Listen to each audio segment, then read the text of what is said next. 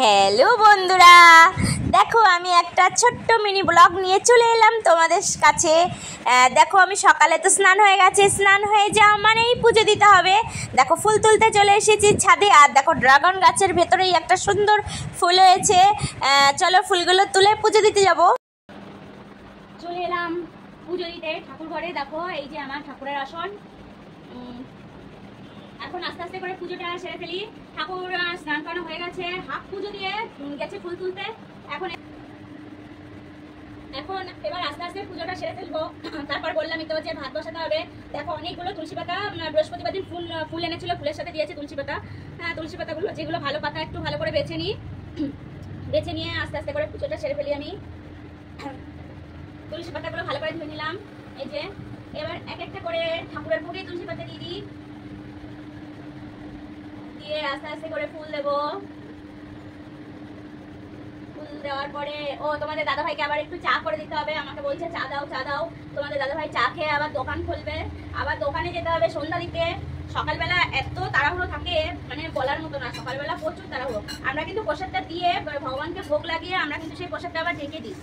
অনেকে ঢাকে না। চলো এবার ফুলগুলো দিয়ে নিই। আমার বসেও পুজো দিতে হয়, আবার উঠে দাঁড়িয়েও পুজো দিতে হয়। উপরের গুলো তো উঠে দাঁড়িয়ে পুজো দিতে হয়। এবার এক এক করে ঠাকুরকে ফুলগুলো দিয়ে নিই, তারপরে আবার তোমাদের সাথে কথা হচ্ছে। দেখো আমি কিন্তু প্রতিদিন পুজো দিতে এসে এক অধ্যায় করে গীতা পাঠ করার চেষ্টা করি।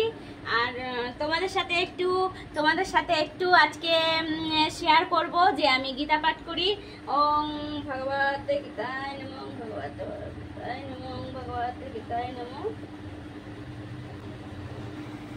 শ্লোক 24 অনুবাদ হয়, কিন্তু অত্যন্ত দৃঢ়তার সঙ্গে ভক্তিযোগের অনুশীলন করতে থাকলে ভগবান অবশ্যই সাহায্য করবে, কেননা সে নিজেকে সাহায্য করে ভগবানও তাকে সাহায্য করে। ভগবতে বাসুদেবায় নমঃ, ভগবতে বাসুদেবায় নমঃ, ভগবতে বাসুদেবায় নমঃ। এবার রেখে দিই আমি। একটা ফুল দিয়ে দিলাম, আমার তো গীতা পাঠ হয়ে গেল। এবার চলো আস্তে আস্তে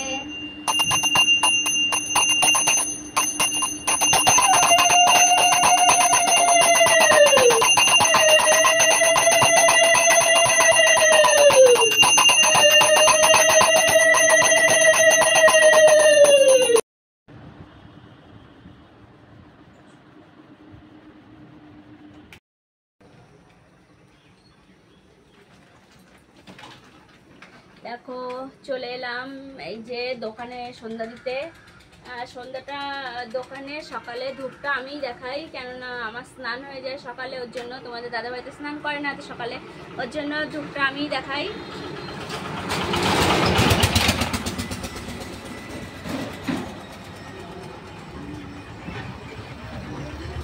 ঘরে পুজো দিয়ে দেখো দোকানে ধূপ ধরিয়ে দিতে চলে এসেছি, ভাত বসিয়ে দিয়ে। আর এই দিকে দেখো তোমার দাদা ভাইয়ের তো কাজ চলে এসছে, কাজেও লেগে পড়েছে।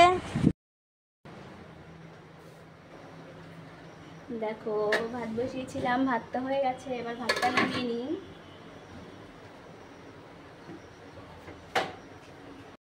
দেখো সবজি তো কাটা হয়নি, এর জন্য পটলগুলো এবার আস্তে আস্তে করে কেটে নিই। পটল ভাপা হবে, আর পরে হয়তো তোমাদের দাদাভাই তোমাদের দাদাভাই মাছ আনবে, সেই মাছটা রান্না করবে।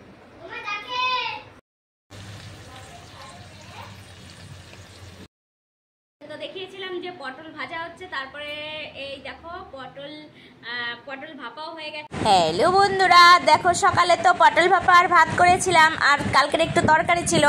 আর তোমাদের দাদাভাই বাজারে গিয়েছিল, বাজারে যেয়ে দেখে জানো না বন্ধুরা, আজকে তো ঈদের বাজার, তেমন মাছ পাচ্ছে না। তাই কি করবে, এক রকমেরই মাছ এনেছে, পাবদা মাছ। আমি কেটে দিয়ে পরিষ্কার করে নেওয়া হয়ে গেছে মাছ। এখন মাছে আস্তে আস্তে হলুদ আর লবণ দিয়ে নেব। আর বন্ধুরা বন্ধুরা তোমাদের একটা ছোট্ট টিপস বলছি, এই টিপসটা তোমরা কাজে লাগাতে পারো।